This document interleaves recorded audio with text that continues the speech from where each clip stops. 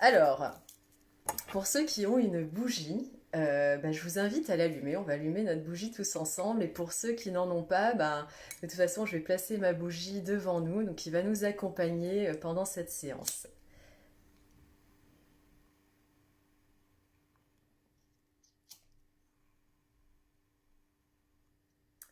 Voilà, voilà, vous allez voir ma bougie entre vous et nous comme un symbole de lien.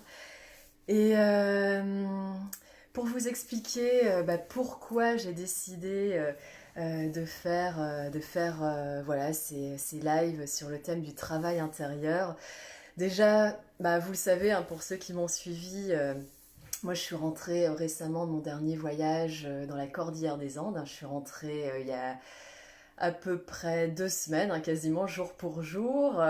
J'ai pris l'avion que je devais prendre. Je n'ai pas anticipé mon retour parce que j'avais pas encore pris la mesure de ce qu'on allait vivre, hein, comme nous tous. Hein, c'est arrivé très brutalement. Donc je suis arrivée mercredi, remplie de force, remplie d'énergie, de cette longue marche de 3 mois en pleine nature, complètement isolée. Et puis en fait, ça a été la dégringolade, hein, comme on l'a tous connu, parce que jour après jour, il y avait des nouvelles mesures concernant la crise du coronavirus qu'on connaît. Et donc, euh, et donc voilà, ils ont interdit d'abord les événements, les rassemblements de plus de 1000 personnes, après de plus de 500, et puis après voilà, à partir de lundi, on s'est tous retrouvés confinés chez nous. Donc voilà, bienvenue dans mon appartement, dans mon espace de confinement, mon espace de lecture, de prière, de méditation et de partage. Et moi, j'ai pris du temps avant de savoir ce que j'allais pouvoir transmettre.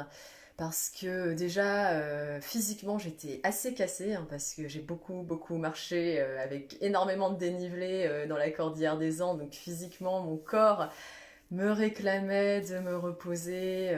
J'ai encore les genoux en vrac, le dos en vrac à cause de ce gros sac qui m'a accompagnée. Et puis après, effectivement, vu la brutalité de la situation et la gravité de la situation que nous connaissons tous, la question c'était comment je réagis à ça, quoi, parce que même si j'étais rapidement dans l'acceptation, j'imagine comme vous tous, on a eu cette peur, cette angoisse de ce qui allait se passer, la souffrance aussi de voir que quelque part les mesures n'étaient pas forcément optimales et peut-être qu'autour de nous, on a des gens qui sont atteints par la maladie, par le coronavirus, et il faut aussi penser aux personnes qui de toute façon sont atteintes de différentes maladies, des personnes qui connaissent la souffrance. Donc je me suis demandé comment j'allais pouvoir me positionner par rapport à tout ça.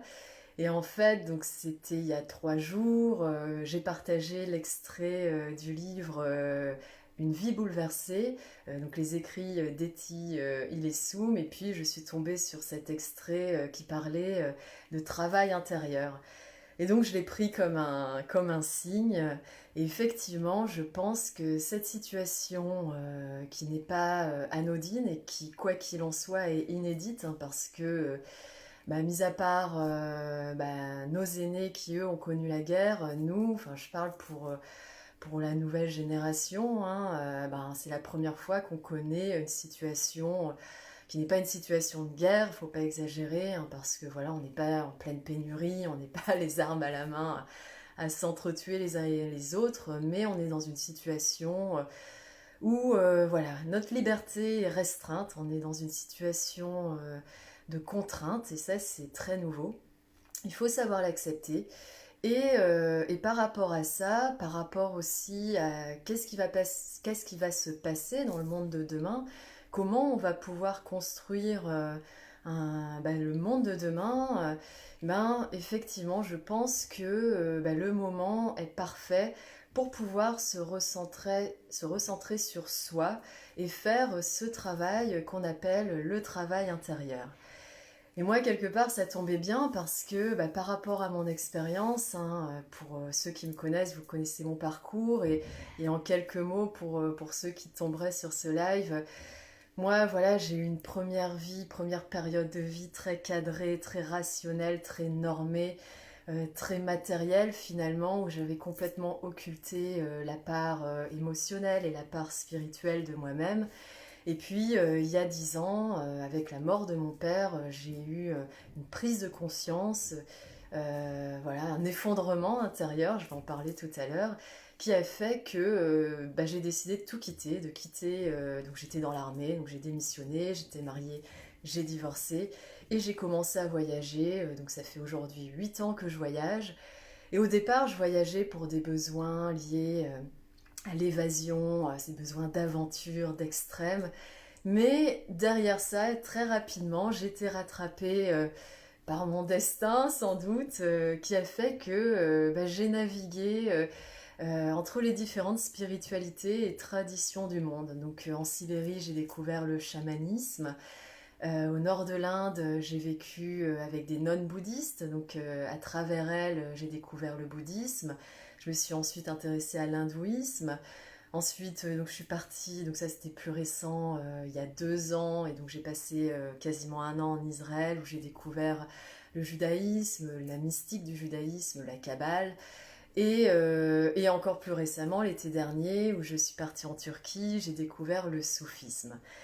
Et donc tout ça relié à mes propres origines, ma mère étant musulmane et mon père catholique, donc ça fait que j'ai baigné dans tout un tas de spiritualité. Donc vraiment, je sors du côté religieux, du côté cadré de la religion pour parler en fait vraiment des principes spirituels que j'ai pu extraire de ces différentes traditions, finalement pour me dire que bah, au final, bien sûr, il y avait des choses différentes en fonction de différents contextes, d'où sont nées les religions et les traditions, mais quelque part, il y a quelque chose de profondément uni en fait à travers les différentes traditions et c'est ce qu'on appelle la source et s'il y a une vérité en fait c'est d'aller plonger dans les racines de ces différentes traditions qui finalement nous parlent de la même chose, hein, qui nous parlent du fait de cette grande question qui est de comment vivre ensemble, de comment trouver l'équilibre en soi, de comment vivre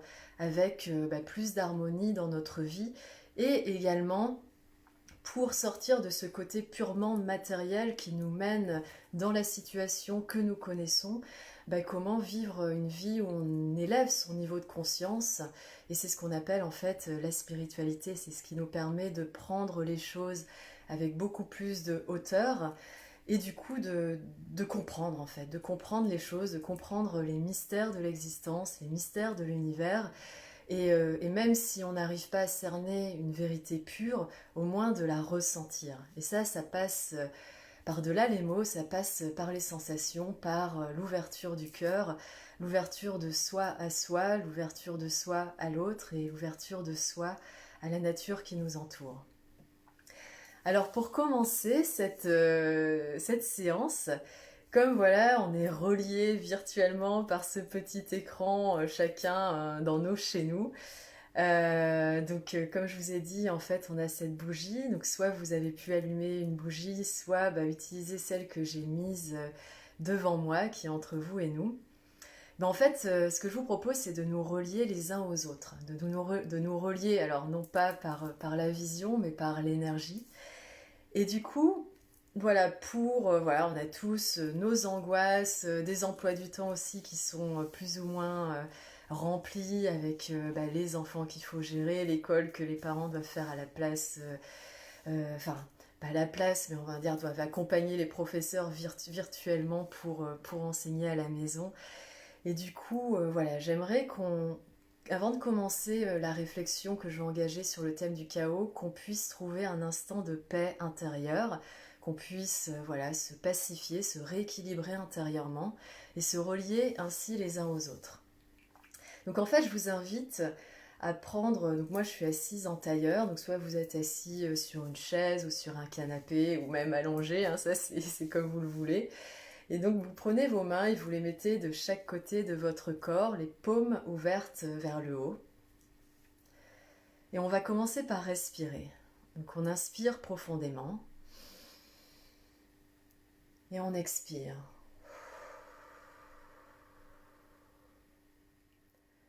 On inspire profondément. Et on expire.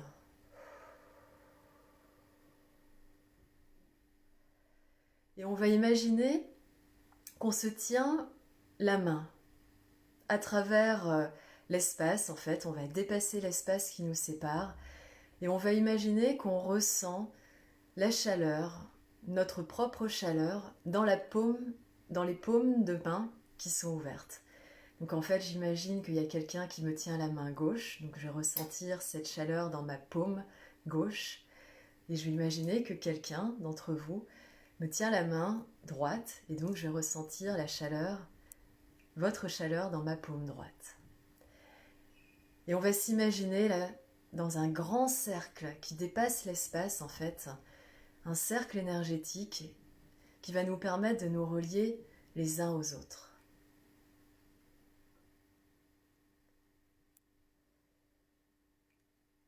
Et de cette façon-là, je vais commencer par réciter un mantra. Alors ce mantra, c'est un mantra que j'ai découvert au Tibet, où j'ai passé du temps dans un monastère avec un moine, un Rinpoche. Et donc c'est un mantra fondamental qui s'appelle Om Ah Hong. Donc ce sont 3 syllabes. Les mantras, en fait, c'est pour ceux qui ne connaissent pas, donc ce sont des sons, des mots qui proviennent d'une langue très ancienne, une langue millénaire qu'on appelle le sanskrit. Et en fait, c'est dans cette langue qu'a été écrit les textes traditionnels bouddhistes et hindouistes. Et en fait, plus que des mots, les mantras, il faut les considérer comme des vibrations. Donc il ne faut pas être tant dans la compréhension du mantra, mais il faut vraiment ressentir la vibration de chaque syllabe qui finalement va nous procurer un son. Et ce mantra, donc je l'ai ici. Alors ça va être écrit à l'envers, donc je ne sais pas comment on remet l'endroit. Donc Om Ah Hong.